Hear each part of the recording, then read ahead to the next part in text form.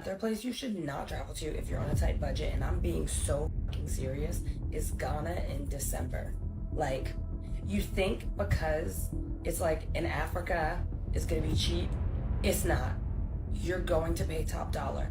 If you want a table at Polo Beach Club, you're gonna be spending $500, $600, $700. Like, prices in Ghana are Western prices. It's like you're in the US or the UK. Even hotels and stuff like that, you are going to pay top dollar.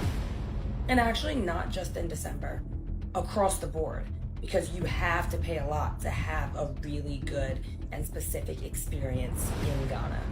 Just my opinion. As somebody who works and spends a lot of their time in Ghana also. So, what year did you first discover Ghana? I mean, you heard about Ghana, got the interest of even visiting.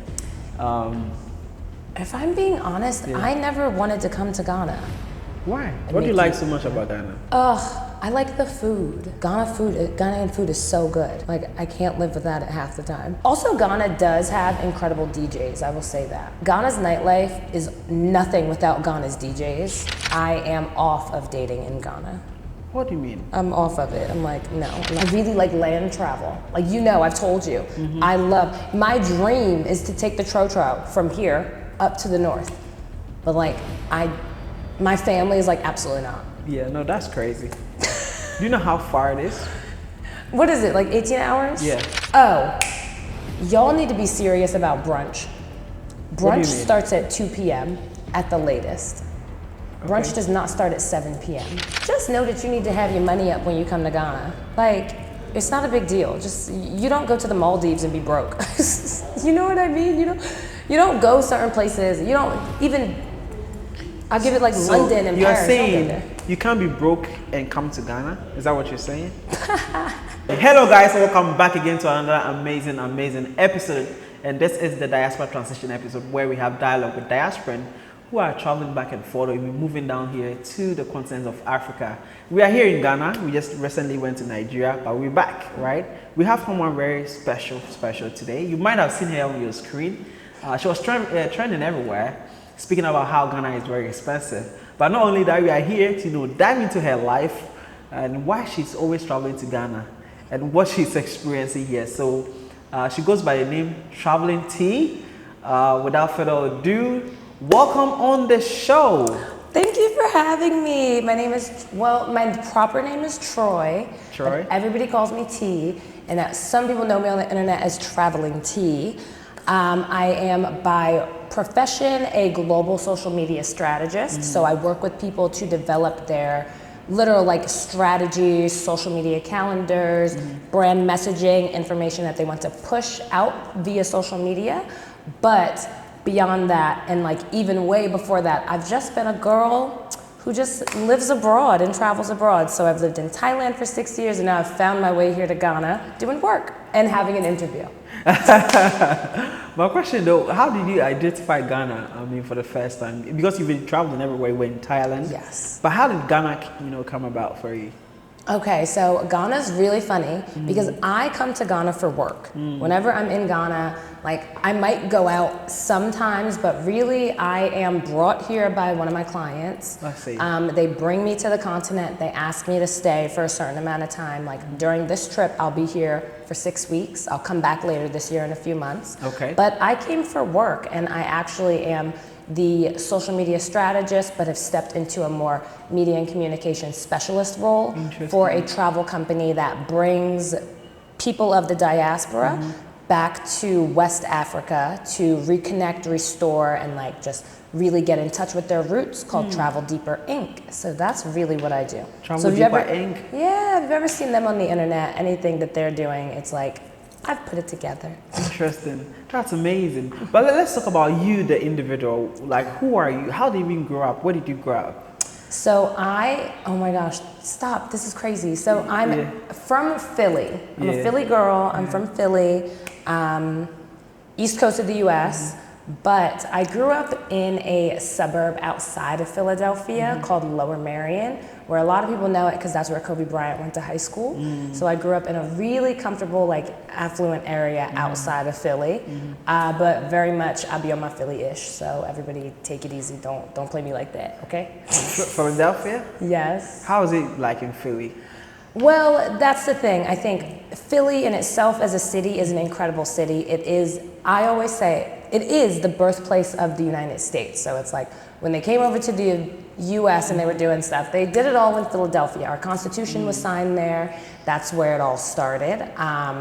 Things have kind of changed as life goes on. Like most major cities in the United States, there is an element of like just kind of people doing stuff that they shouldn't always be doing, but there is such a good culture in Philly in regards to like music. We have huge music culture, if you know the Roots, they're from there. Huge food culture. Philly has really good food, and just like camaraderie. We're known for our sports, the Philadelphia Eagles, all that good stuff. But I grew up in a suburb outside of that. Okay, That outside was of the chaos. outside of the chaos, which was very calm. I grew up in a neighborhood where there was no police presence. Everything was very, very safe.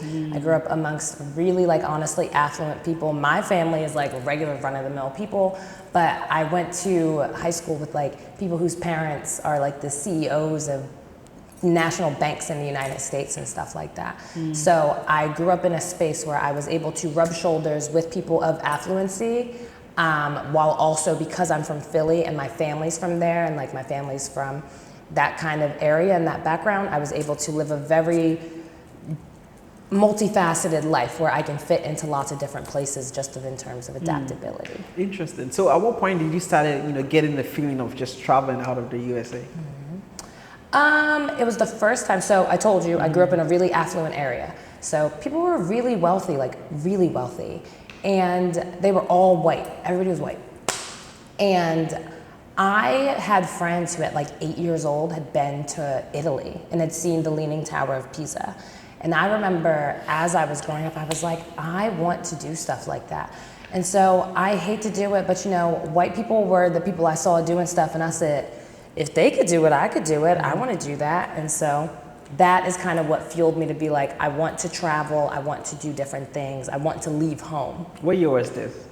That was when I was young. I was probably like 10 years old, 10, 12, 10, 11, 12, yeah. What do you Started remember your youngest first one. country traveling to was? The first country I ever traveled to, I would technically say it was Canada, because I went on a cruise with my grandmother and my cousins, but I don't have much memory of it because I was young. I was relatively young, but like the first proper country that I ever went to was when I was 17 years old, and I planned, me and my best friends, to go to the Bahamas for our our high school senior year class trip.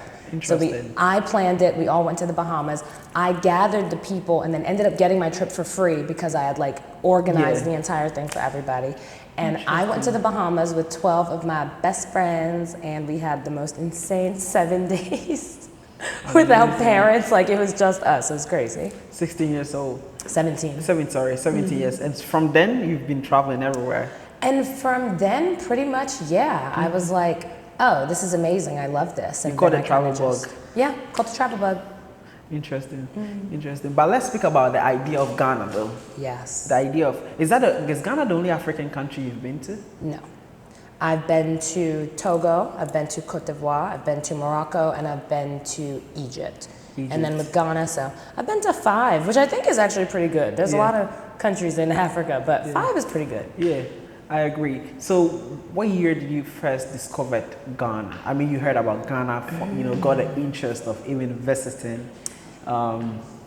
If I'm being honest, I never wanted to come to Ghana. Why? I have no idea. The only thing I knew about it really was like Dirty December and partying, and obviously colonization and the transatlantic slave trade. And I just don't know that I was ready to step into that. And so there are lots of places I've been before I ever got here. I'm very honest about it. Like, the reason I came to Ghana was because my client was like, you need to come to Ghana. I worked for her for a year, and she was like, started in like January 2023, and she was like, December 2023, you need to come to Ghana and stay for a month. Like, I need you to do activities. I need you to do Dedi December. We're having a big women's health initiative, Journey to Womb Wealth. She was like, I need you to be here. So I said, okay. So it's not like I was like excited to come to Ghana. Also, because I live in Thailand, I'd be like, I love Thailand. I don't want to leave. So it was very interesting how I ended up in Ghana. 2023. How was the first encounter like? Because I've traveled a lot of places and because I live in Thailand, Ghana was not, it didn't shock me. Nothing about it was like anything that felt out of the ordinary. If I was with my auntie and she's like, T, you're the first person I've ever brought to Ghana who like, you're in the car and you just ride. You're not like, oh my gosh, look at this, or whoa, what is that, or what's going on? And I said, cause it looks like something I already know. Like, there are so many elements of Ghana which feel so similar to Thailand that I was just like, okay, that makes sense. Interesting. So you never but you were complaining though about, remember how you went viral? So let's address that. Wait, let's just put that on the side, because you were taking the trotros. You did a road trip to Togo, to all this country, never complained a bit. Yeah. So what made you say what you said on Twitter, saying, When Ghana, I said, okay, well, guys, I'm going to play the video. And, first, tell us why you said what you said. okay, so setting the scene, Yeah. I stitched the video. Okay. And the person in the original video said, a place that you should not go if you're on a tight budget. And the original video actually mentioned Turks and Caicos. And I was like, okay, vibes. And I saw that video and I said, oh, you should not be going to Ghana if you're on a tight budget, especially like in December. Because listen, you gotta pay to play in Ghana. And that's what I'll say. And anybody who has ever been to Ghana, especially during Dedi December, and anybody who has traveled around not just West Africa, but Africa as a continent, like, it's expensive. If you go to East Africa and you wanna do the safaris, those run you a certain amount of money. You're not getting anything. In Thailand, you could go on a safari for like $80. You can't do that in places across West Africa and even across Africa. And that's just the facts. So when I said everything I said, I was just like, listen, if you think that you're going to be budget traveling or backpacking across Ghana, newsflash, buddy, you're not. That's not happening. I see. Now, people said that she complaining, that she know that she's the problem. You being a diaspora. How do you feel about that? I feel a lot of ways about that, but I mainly feel like as a country, Ghana, especially with the year of return in 2019, right? Ghana is doing a lot to push themselves as a tourism hub, right? Like, Ghana wants tourism to be a large part of their economy. They want that to be at the forefront. And the only thing I was saying is the fact that, like, if you want that to happen, then there are certain things that need to be in place for that to become a strong system. Like, Ghana can absolutely be a place for tourism, but there are things that you need to accept and like realize and put forth when it comes to different types of travelers who might want to visit here and what that really looks like. Interesting. Let's speak about the experience living in Ghana. You've been in and out. I think you spent at least, 3 months? Yeah. 5 months every year? Yeah, these days. In Ghana. Let's speak about the first encounter, right? You were on the bus, you were but you've been renting, living in Ghana day to day. How's it like? Let's speak about the nitty gritty of it. Okay. So I have to be very clear. When I'm in Ghana, I stay with my family. So like, I don't pay rent. I don't do those things.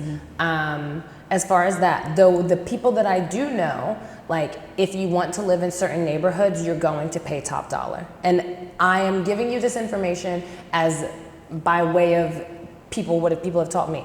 People want to live in East Legon. Like, it costs to live in East Legon. People want to live in cantonments. It costs to live in cantonments. Those things are the truth. Even living in Osu, like, it costs to live there. My family, we live a little bit further out and everything is fine. I would definitely say, as far as like the average spending, this is why I was very specific when I said December. Like, there is something happening in December where prices are like Skyrocketing. wildly inflated. And I do think that due to like the state of the economy, like I'm no economist, but I know that when I was here before, 400 CDs was was like close to 40 USD. 400 CDs is now closer to like 28, 27 USD. So that looks different. I would definitely say 100% depreciation. Say What? again. 400 CD was what, $40? Yeah, How long 400 ago? CDs was in December. In December last year. Yes. And now it's almost 20 or It's around like 20? it's about $28. Like I see. I could fact check it right now if I had if I got my phone. but Yeah, like, no. We would 400 fact check and put it on Yeah, the screen. fact check it. But like Yeah. 400 CDs is looking pretty different than it did in December. And then not only that, pricing is just different. So I would say that as far as the actual day to day, I stay with my family. So I'm not a person that's like spending money on rent, who's eating out all meals and stuff like that. But I will say that depending on where you eat, like things are expensive, especially for what you consider to be the average monthly wage in Ghana, even Accra, if we want to be specific, like get into like, let's be clear where we're talking about and stuff like that. But these things are not on the same trajectory. And I can only say that I know that because I live in a place in Thailand where it's like, no, the cost of living reflects what the average monthly wage looks like. I see. It's different here in Ghana. But you say you live with your family. Is your family in Ghana? So my family, I am not like Ghanaian properly. I don't have any like blood Ghanaian for 2-3 generations, but my auntie, who is my mother's best friend, and her husband, they live here in Ghana, so I'm able to come Oh, here. your mother's best friend Yes. was a woman and her Yes. husband live in Ghana? Yes. So you live with them? Yes. Okay. So I stay with my auntie and my uncle when I come to Okay. Ghana. So you're not even paying crazy rents and whatnot? I'm not, no. You're not? Okay. Interesting. Interesting. So even that, you still feel like Ghana is expensive? Yeah, I definitely say so. Like going out to eat at restaurants is expensive in Ghana. Getting drinks inexpensive is Ghana. I was just somewhere, where was I? You've got drinks for like 120 CDs, 140 CDs, you know what I mean? Like that's 140 CDs, that is a pretty steep price when you consider other things in Ghana and like the cost of living and like the average wage and what people make and things like that. Let's talk about the other countries you've been to then. Talk to me about, you've been in Thailand for 6 years. What was the touchdown in that country like? What was the misconception you had about that country? Was that true? What did you find out for yourself? And even living in Thailand, how was that like? Let's talk about it. Well, if I'm being honest, I don't go to countries and have any preconceived notions, and I think that's why it's easy for me to travel so much and to visit so many places. I work really hard to not compare any place that I go to another place, like on my arrival, because I think that can do a disservice to what a place has to offer. So when it came to Thailand, I wanted to be a travel writer, and I was just like, I heard that it was an incredible place. I heard that it was beautiful. Everybody knows that you can get pad thai for $1 in Thailand. So I was expecting all of these things. And if I'm being honest, all of those things ended up being true.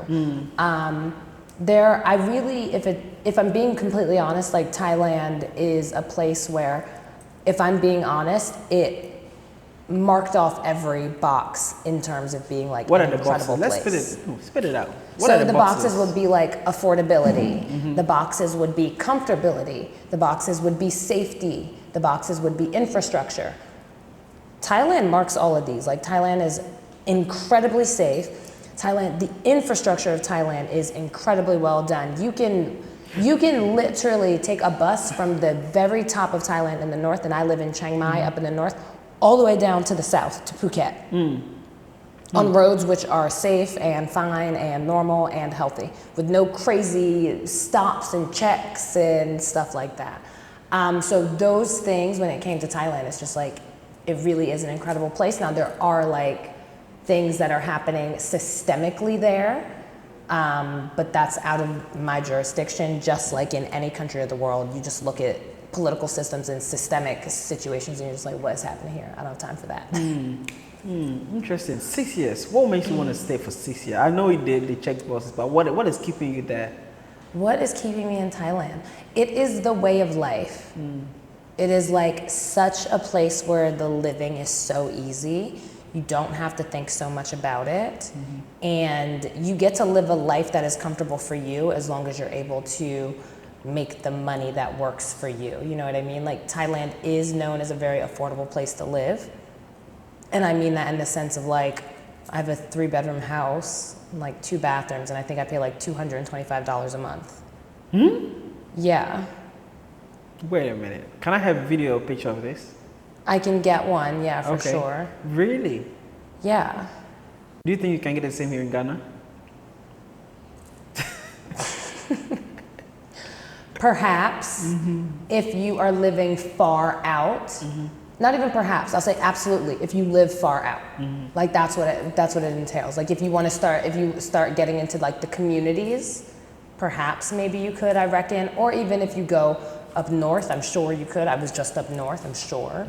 So I don't want to put Ghana as a monolith, but like what I've just said about things being affordable in Thailand, like that's across the country. Like even in Bangkok, their Which is the main biggest capital city. It's still cheap. Interesting. For sure. What do you think they're doing differently that Ghana needs to copy or take inspiration from? What are they doing differently? I think it has something to do with the people who run their country and not necessarily like the people who are doing it right now, but the people who did it years ago. So that's why when I talk about like Ghana wants to be a tourism hub, I see what it looks like for a country to become that and like do that and put the effort into that makes it look like something and a space that everybody who's anybody can like go to Thailand and it is easy and seamless. People know what, barring visas and stuff like that, but like people know that you can go to Thailand as a solo traveler and have an incredible trip. Everybody, that's just what you know. People don't necessarily know that about Ghana specifically, and they don't know that about West Africa. They don't know that about a lot of parts of the continent in general. So that's something different there. I also will say that as far as you had asked the question about like diasporans, what does it feel like when somebody says that the prices are raised because of diasporans? To that I say, that is deeply important for the systems and powers in place to create a camaraderie and understanding amongst their constituents and what tourists look like. Like, tourists and constituents don't have to like each other. It is very deeply important that the people who are in power, bridge this connection and make it so that there's a symbiotic relationship. And in Thailand, that is something that's huge. Like, because a lot of money comes in from tourism, Thai people don't look at tourists as being like these evil people who are ruining their country. They just don't look at it that way. Because the government have educated their citizens. Because the government has taken a really like specific stance and been like, this is how we're making money and this is how we're going to build as a nation. Let's look at some of the comments that the natives or the citizens were talking about after you made, that statement. Yeah. Are they self-aware though to know they are the reason for those ridiculous prices? We spoke about that.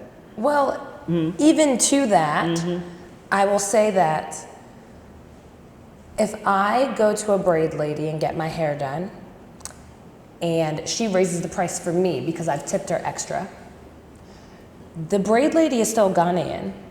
So when you walk in as a Ghanaian and she charges you extra, I don't think that that's my fault. I Really? don't think so. Okay. I think a Ghanaian business owner double charging their Ghanaian counterpart double price because of me doesn't have anything to do with me. I think you need to talk to your braid lady and ask why you've been coming to her for 5 years and she's suddenly raising a price for you. So that's not a you problem. I genuinely don't think so. It's I a them think problem. there are lots of diasporans who will be like, no, but like I don't mind paying a tourist tax. I don't mind paying I don't mind paying 200 CDs to get my hair braided versus a Ghanaian paying 60 CDs. because I also recognize the discrepancy between income, how much money I'm able to make, how much money they're able to make. I make US dollars, they make CDs. Like, these things are not, this is when people get into the discussion of equality, and equality is not what I like pride myself on fighting for and striving for within a global like understanding. It's about equity, and equity is about when you give somebody a leg up because they need it rather than just making something across the board, right? So it's like, I don't know why your braid lady who is Ghanaian and you're Ghanaian is suddenly charging you 200 CDs. Because the moment you walk in and start speaking Twi or Ga, like, right, she should probably be like, why would I charge my own people this much? So they should blame the lady instead, not you. I don't think you should blame anybody.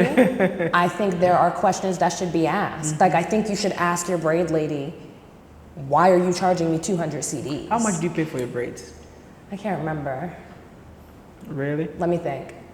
Yeah, I haven't had braids since like December or January. I probably paid, I want to say probably 160 or 70 CDs probably. And For then a braid?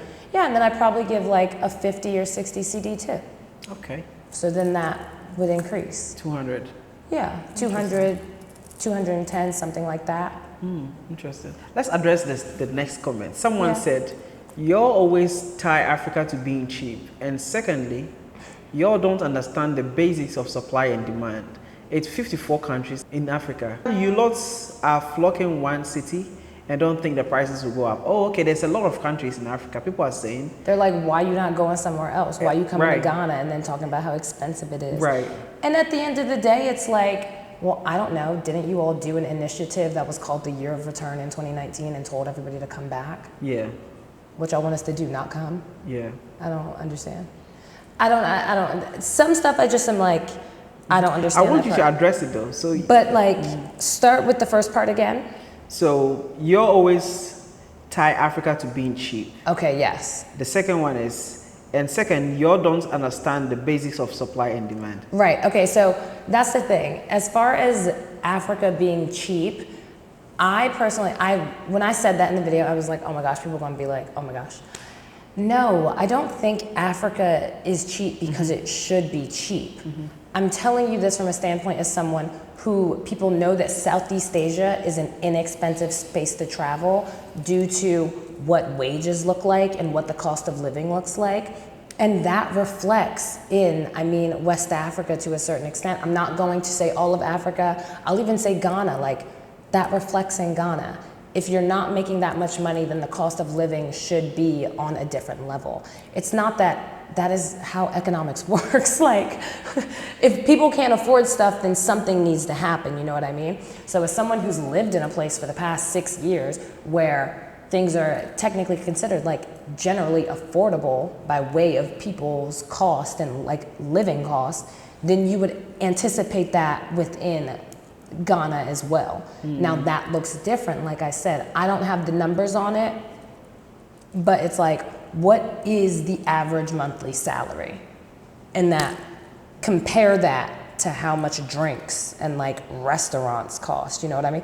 And even flights and even hotels and different things like that. Like, just the comparison check would let you know, like, economically speaking, this is not matching up the way that it should. These restaurants are for different demographics. That's what they say. Yeah. Absolutely. And I absolutely recognize that. That is absolutely true. And I dig into that even further of like, well, if someone's a tourist, why would they go to a chop bar? And that's not because, oh, I think it's bad. That's like different bodies, different palates, different ways that you absorb food and different types of things around here. Like tourists can really and should really only be going to a chop bar with somebody who is Ghanaian, who they know, who can take them to a chop bar that'll be like, okay, this is one that we can go to, right? So it's like a tourist wouldn't just be like, oh, I'm gonna find a chop bar and go there. On top of that, digging into the fact that like these places are for people of different demographics, but then that doesn't change the fact that you've made these restaurants for certain demographics expensive. these things don't change. That doesn't change the narrative. That just means like, okay, it's for different demographics. But there's also a large misconception that I've been told to people, which is that like, there are people in Ghana who have a lot of money who go to these places. Yeah. All the time. And have money and go to these places all the time. So it's not like these places are only frequented by diasporans. These places are frequented by diasporans when they come to the country. But you know what I mean? Like Bella Afrique is not alive and well because of diasporans. Bella Afrique is alive and well because of Ghanaians. So thinking about what that looks like.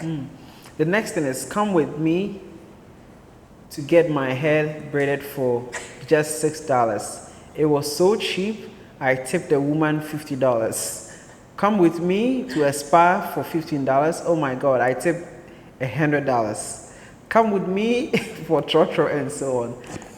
These comments you guys are making online is what is getting, people are saying is what is getting things very expensive. Yes, because people are tipping and things like that. I can definitely see how it feels like, okay, these comments are making people raise their prices. I stand by the statement of like, unless you have a very strong disclaimer on your like tourism website that says do not tip in Ghana, you can't stop certain demographics of people from tipping. Like Black Americans are very used to tipping, so they're going to tip. It doesn't, even when they go other places, like, you know, you don't need to tip in Thailand, but like some people still do when they go.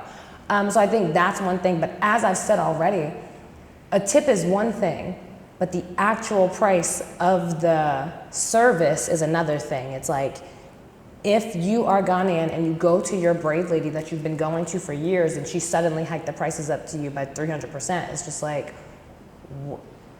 why are you doing that to your own people? Like, that's really the question. Why are you doing that to your own people? Because you can't stop foreigners from coming to your country and operating the way that they're gonna operate. But you can culturally discuss with your own people and be like, we're either gonna do this or we're not gonna do this. Have you been taken advantage of before?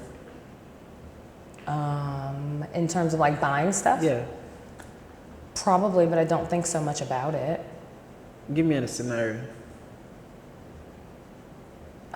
No. I mean, I just bought some pants the other day for my cousin.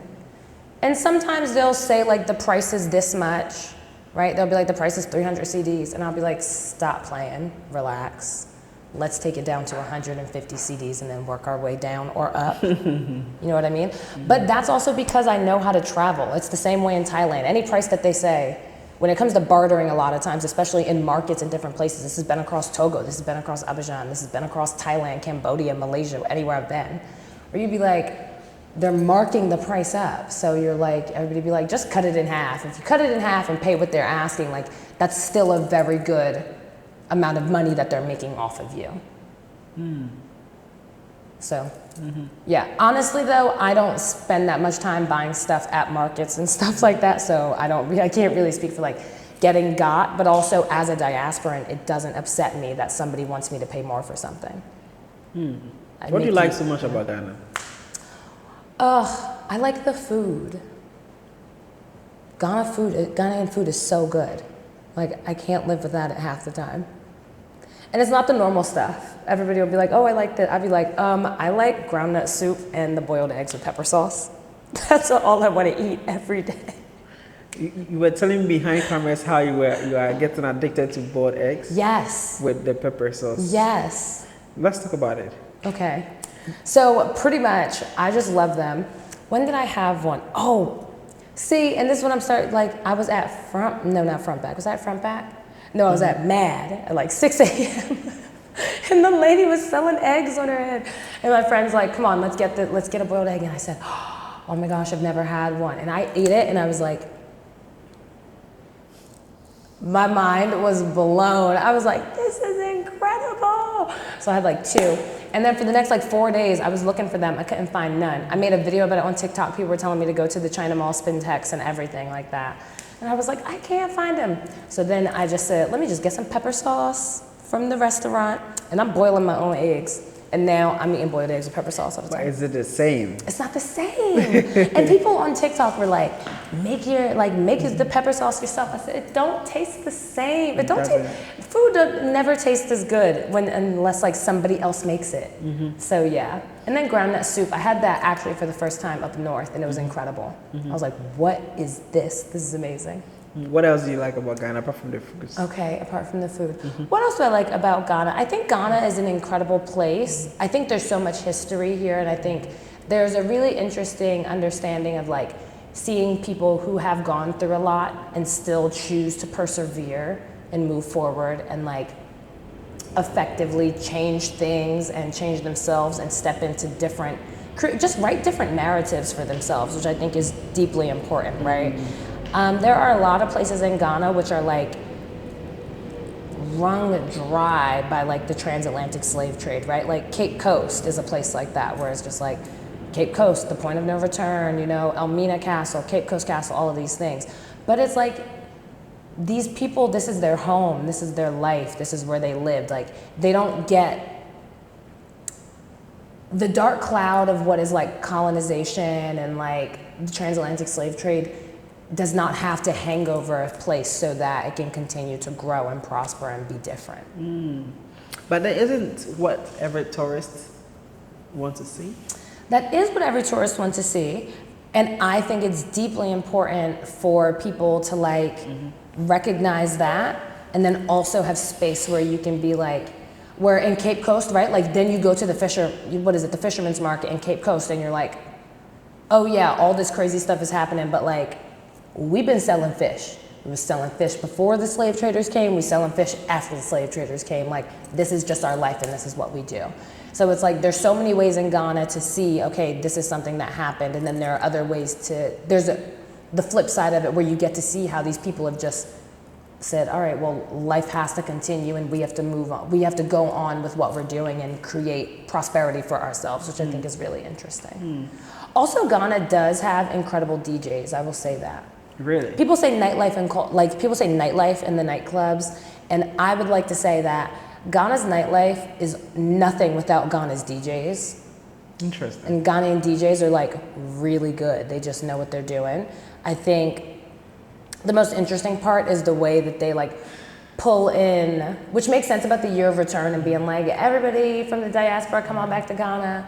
But it's like, Ghana clubs are really good at being like, basically just showcasing all music across the African diaspora from around the world. And I think that's really cool too. So like shout out to Ghana's DJs because like treat them nice. I don't know how much they get paid, but they need to get paid more. I'll tell you that right now. You've started again. I'm like, I don't know how much y'all get paid, but pay them more. Because like they're the reason we want to go out, you know what I mean? You know what I mean? It's like, I'm not going to MAD just to hang out. It's like, what if I tell you they get paid like 200 per set? 200 CDs? Yeah. Or 200 USD? CDs. 200 per set? Yeah. 200 CDs. Per like an hour or whatever. Man, don't. How are you gonna feel about it?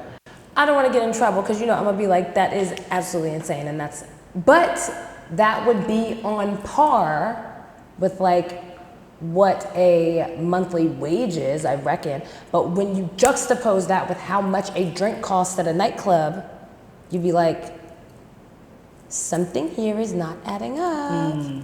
So, I think there is a lot of space to say that people deserve to be like treated better, or space for people to be like they deserve to make more money.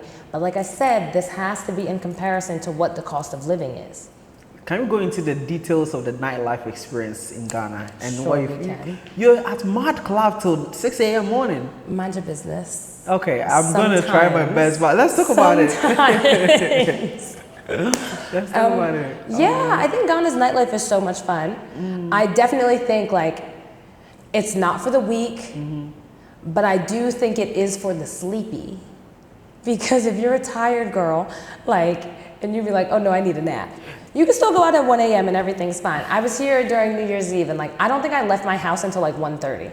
I left my house after the ball dropped and went out. So it's like, if you need a nap or if you're like, I'm tired, you got a lot of work to do, then you're like, Ghana's nightlife is perfect. But Ghana's nightlife is so much fun. I definitely would say that it's definitely fun. I will say though, this is like stepping into murky water, what I'm about to say, which is that I don't like that it feels like you can't just go out as a girls' night.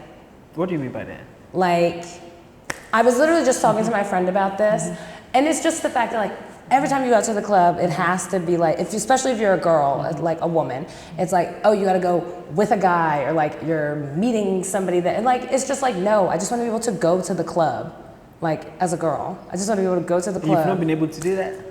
I don't feel like it so much. I feel like it's like there's always kind of this like energy where it's like, what you doing in here without a man, or like something like that. And I'd be like, I just wanna be at the club.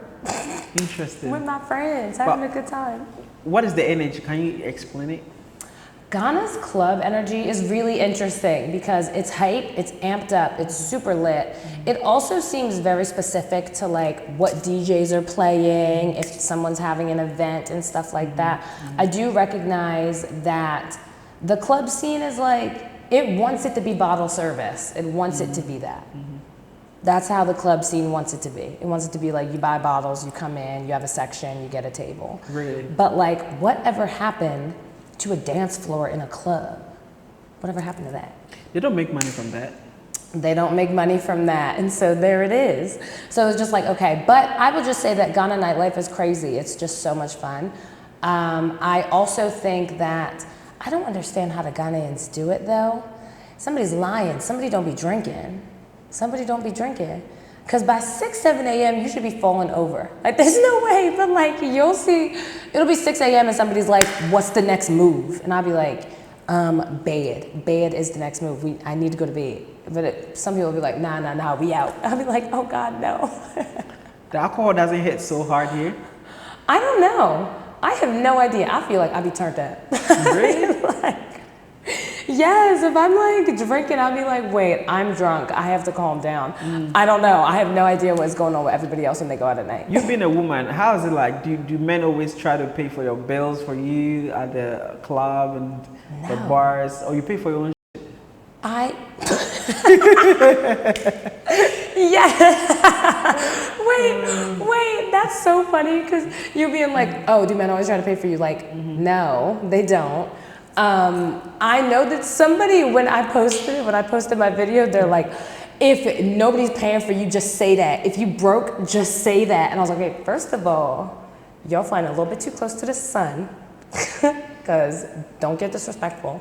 But no, but I can't speak for other women. I am a certain type where I'm like, if a man wants to pay for something or like buy you a drink and just do stuff, like I can't do the strings attached with it, which is why I say I like going to the club with like me and a friend, or like me and just, you know what I mean? Where it's just like, I have my own money, I'm creating my own experience, I'm buying the drinks that I want to drink, I'm going to the clubs that I want to go to. That's really important to me. I've heard a lot of women say, you know, they would be sending bottles to the head table. Oh, no.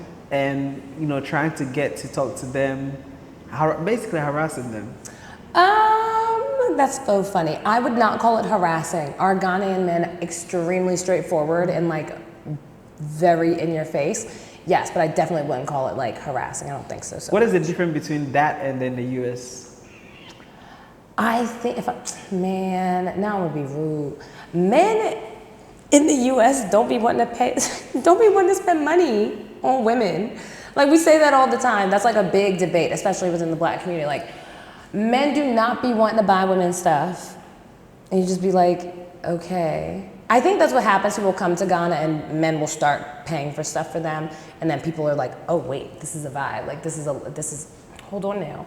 And I'd be like, yeah, that's definitely nice, but it definitely can come with strings attached. And it just be like, no, I came to the club like either with my friends or something like that. I don't want to be attached to you as like the person I need to hang out with when I'm at the club, in that kind of sense. So yeah, that's the difference. Men in America don't want to spend their money. That's it. Have you tried dating in Ghana? Yes, I've tried dating in Ghana. Who hasn't? The men are so keen to date you. Really? Yeah, men are always like, the Ghanaian men are super keen to date. So they're like, oh, they want to court you, they want to date you. So yes, I have dated in Ghana. How's the experience like? I am off of dating in Ghana. What do you mean? I'm off of it. I'm like, no, I'm not You're doing done it with anymore. Ghanaian men? I'm not done with Ghanaian men. I'm just done with dating Ghanaian men in Ghana right now. Okay, now that brings me to a lot of questions. What happened? I think that Ghanaian men are totally lovely. Everyone, like, really, really lovely, really kind, really straightforward. But I do find that there can be some space when there is lack of transparency, and something that is deeply important to me is like clear communication, like self-awareness, like transparency. Those things are super important. And this is actually not just Ghanaian men. This can be like a lot of African men and women say it all the time. Like, there's some like space for them to not be totally like clear. You mean them getting married and not telling you that they're married? Yes, but no, because that's never happened to me. Because the first question I ask somebody is, where's your wife? Okay. I ask people straight. I'll be like, where's your wife? Or how many wives do you have? I'd be asking people if they got wives, if they got kids. Because that also like lets you know. And as somebody who's going to be honest about it, you can tell when someone who's going to be honest about it is going to be a certain type of man versus like somebody who's not going to be honest about it. And you'd be like, I know you got a wife. Stop lying right now. Versus that type of man. So I think that there's a difference here. Definitely, like I said, with Ghanaian men, they're lovely. I think I'm just like, I'm really looking for people who are like clear with their communication, and I have found that sometimes there is just like a little bit of not wanting to like hurt people's feelings or not wanting to make people feel bad, which is very similar to Thai culture as well. So I was like, these things are actually pretty similar, so that's all. Interesting. What are some 3 things you don't like about Ghana and you wish we can change and flip that around? We need roads, like dead ass. Oh, sorry, am I allowed to curse? We need roads. Like, not just like, oh, a half a road. Like, we don't need a road that like goes and then ends. Like, seriously, we need roads in the country. And I say that as somebody who's just like, I really like land travel. Like, you know, I've told you, I love, my dream is to take the Trotro from here up to the north. But like, my family is like, absolutely not. Yeah, no, that's crazy. Do you know how far it is? What is it, like 18 hours? Yeah. Yeah. So like, right, that would involve a road that is straight through, that is a good road, and then also like little stop-off spaces. You know what I mean? When I think about building up tourism, that's what I think of. Being like, okay, you take it and then you go up and you stop here and then you go up and you stop here, or overnight buses where they're 12 hours. You know what I mean? Yeah. I would like to do that. So that's one thing that Ghana needs. We need roads. What else does Ghana need to do differently? I don't know. I think countries get to be countries. It's not even like, oh, this should be done differently. I definitely think, oh, y'all need to be serious about brunch. Brunch starts at 2 p.m. at the latest. Brunch does not start at 7 p.m. I'm dead serious. Like, y'all need to be serious. Wait, say that again. Be so for real right now. Ghana brunch? Brunch is 2 p.m. Because it's lunch and breakfast. Brunch should not start at 7 p.m. So you mean in Ghana, brunch starts at 7 p.m.? Yes, I've been to brunches. That's why I don't go to brunches anymore.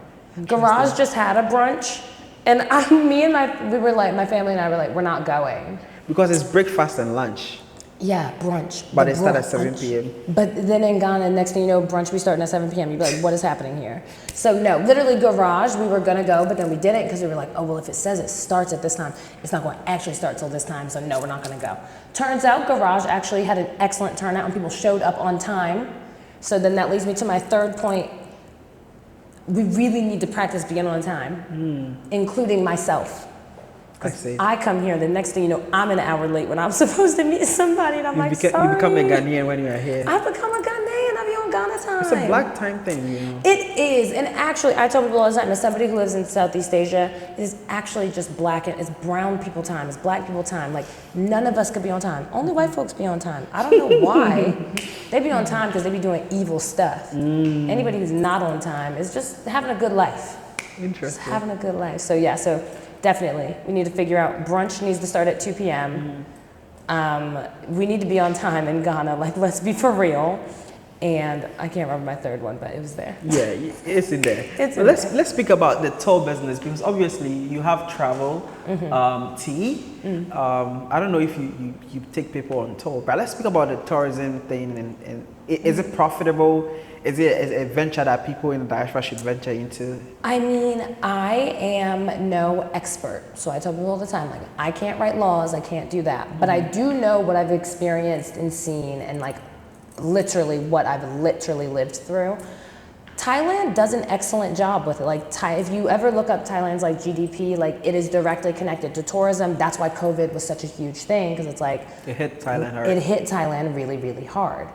In Ghana, it's 100% profitable.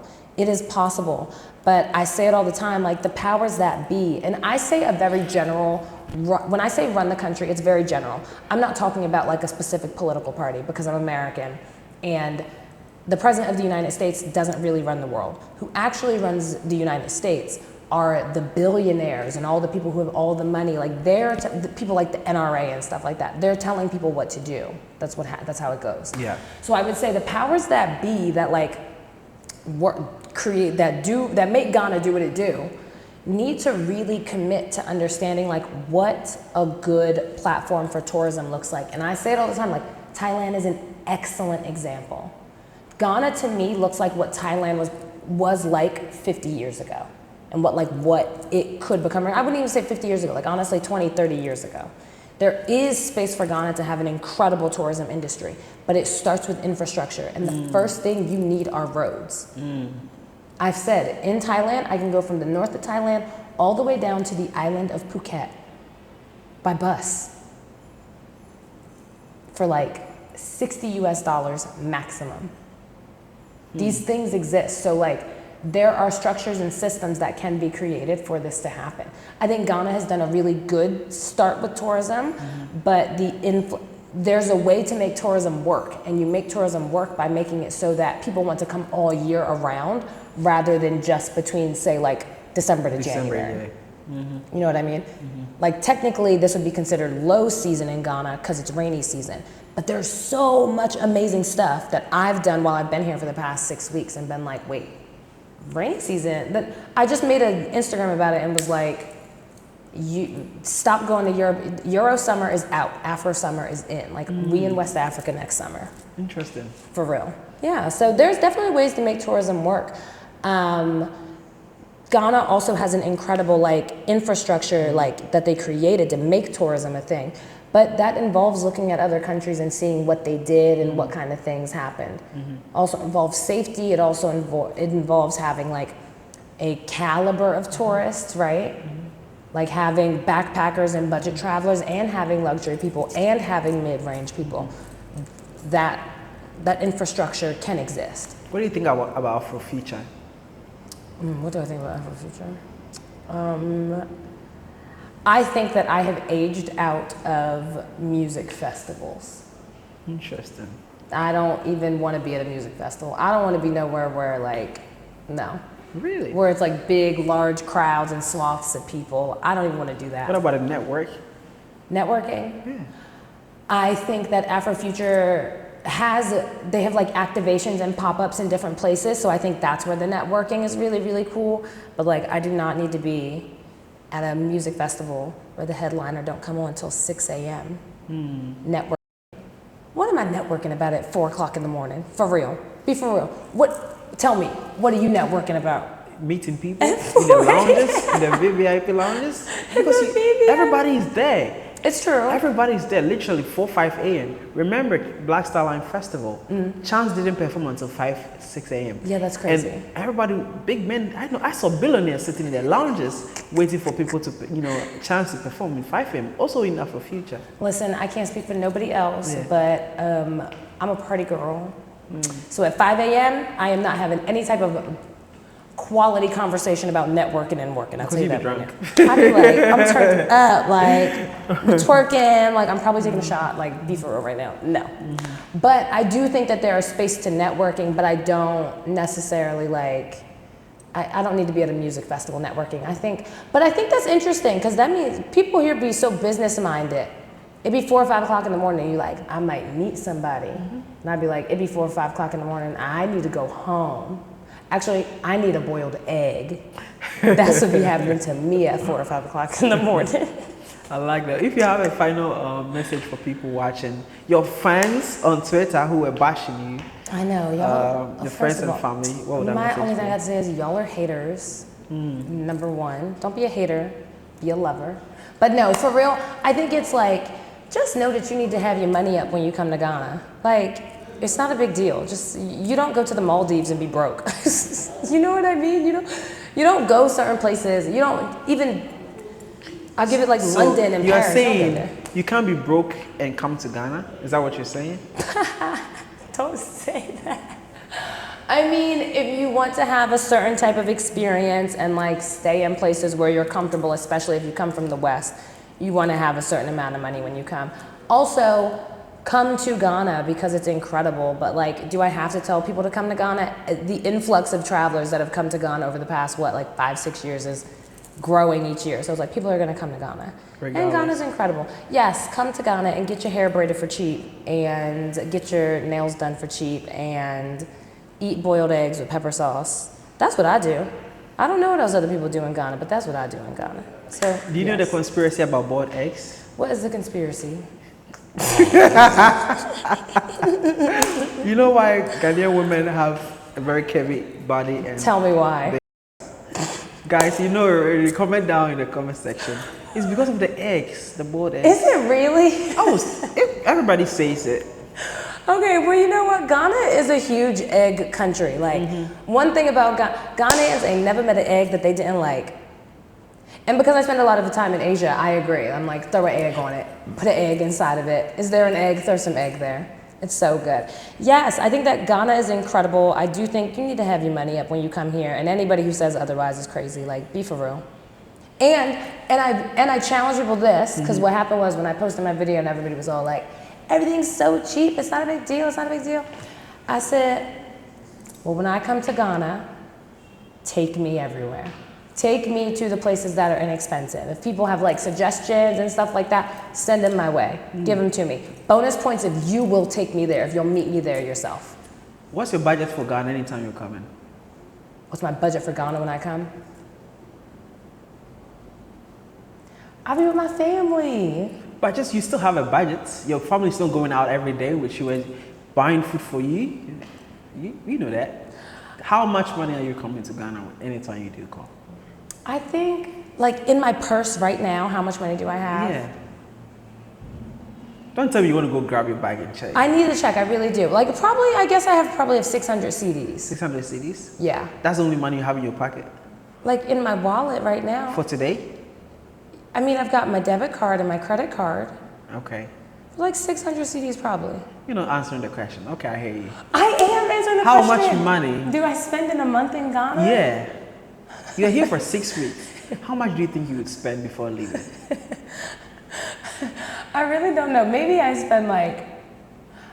spend probably 700 maybe between like 400 and 700 USD. In 3 weeks, in 6 weeks? In a month. In a month? Yeah. Like I don't have to get Ubers that much because my family, well, they have a car, so I drive it when I need to. Or sometimes we have a driver and like sometimes somebody just drives me around. Ah, soft life. No, yeah, actually, yes. Let me lean into it. I'm not even going to pretend. Yes, soft life. That's why I love being in Ghana, because I'll be like, I go to Ghana and my family just takes care of me. That's a fancy thing to say. So yes, and that's the thing. I'm saying that Ghana is an expensive place, even as somebody who doesn't spend like that much. And so I recognize it. Like I go out, I still choose food on the menu and I still be like, whoa, that's a lot. You know what I mean? Yeah. That happens. It's like, in the past 6 weeks, really, I've maybe spent like $700 US, but that's because I don't pay rent. Normally, I also work here, so my client pays for me when I do things. Like I just went up north I didn't have to pay for it. I have a client. Interesting. So, okay. like, that makes a difference. Right, they fly me up there. So They hold on. put me in the hotels and stuff like that. So how much then do you spend in Thailand a month? In Thailand, I have always lived off of 1,200 US dollars a month. And that includes my rent. And that includes like any bills That's that I still a have to lot. pay. $1,200? Yeah. 1,200. And that's to live a nice life. Like, that's not like I'm living like a bare minimum life. That's like I'm eating out twice a day. I'm eating out twice a day. I'm going on like excursions on the weekends. Like, I'm going on a holiday 3 or 4 times a year. So if they are watching this, they shouldn't move to Ghana. They should go to Thailand. Absolutely not. No, you gotta do what feels right for you. Yeah. Because I also think that lifestyle in Thailand is different than lifestyle in Ghana, especially as black people. Like, Thailand is a completely different ball game, not because of racism or anything. Like, I say it all the time, like, I have almost never experienced racism in Thailand. Like, they don't be worried about you. Really? Yeah, because when you get to Thailand, it's like, okay, you might be black or you might be white, but you're just foreign. Like, they're like, you're just not Thai. So they don't think about it anything differently. They're just like, okay. Now, like, because I'm a black American, like that, because I'm American, that American piece can hold different weight in different spaces, but it just depends. But I will say that, like, living amongst people who look like you, who you do feel like you have this ancestral connection with, like, that is priceless in a certain capacity, and like, that is incredible. It's one of those things where when I first came here and was driving around, it was like, my auntie's like, oh my God, you're not surprised at anything. Like, the billboards, a lot of things that black Americans first pick out when they come here is like the billboards. They're like, oh, everybody's black. But in Thailand, I'm like, well, everybody be Thai. It's like the billboards are nothing else. They're all Thai people. So it's super common to be like, yes, this is a homogenous country. So what's on there reflects what's down here. So the same thing has happened here in Ghana, where it's like, why would there be white people on the stuff? But I do, when I walk into a place and I see something with like a big with white people in something, I'd be like, what is happening here? I'd be like, you couldn't find no black people on the screen. What is happening? But yeah, so. How do people find you? What do you mean? Social media? Yes, on the social medias. You can find me on the social medias at traveling.t on Instagram and on, what else am I on? TikTok. And then, yeah. And if you like think I'm annoying and crazy, whatever you've just seen in this is what you're gonna see like times 52 on my actual page. So just get comfortable. You have a YouTube channel? It's a very soft YouTube channel where I only post videos that are less than 5 minutes. And I think it's Traveling T as well. And it's like Traveling T, T-E-E. But always remember, I'm American, so I only spell traveling with 1 L. So be mindful of that. Give an advice to an American who want to move outside of America. Okay. And also an advice to an American who want to move to Ghana. Okay. Advice to anybody American who wants to live abroad, just do it. There is nothing that is crazier than what you're already experiencing in the United States, I promise. Just do it. Don't let anything scare you. You will find your community. You will find black people. If you ever end up in Thailand and looking for black folks, contact me. I'll get you in touch with the black folks. They exist. And if you want to come to Ghana, I really just say, like, just get ready to feel at home. You'll get to Ghana and be like, oh, these are my people. Even with the inexpensiveness, even with the expensiveness, even with the crazy roads, even with the crazy people, you'll be like, this is home. This feels like how people I know act. So it's comfortable. Interesting. Thank you so much for talking to me. You're welcome. Guys, if it's your first time watching, don't forget to like, share, and subscribe. Where we are currently filming is called Gender Place. Gender Place is a co-working space located in East Legon, very close to American House. You are working remotely, you want somewhere you can plug and play, check it out. They do have a podcast studio. You're a content creator, you want a place to, film your podcast without having to have camera equipment, etc., etc. They do have a podcast studio here that you can, rent, affordable. So make sure you check it out. When you get here, tell them you're coming from Web Nation Africa and you might get a discount. And so without further ado, let's just say bye-bye to the people watching. Bye. Peace. Thank you.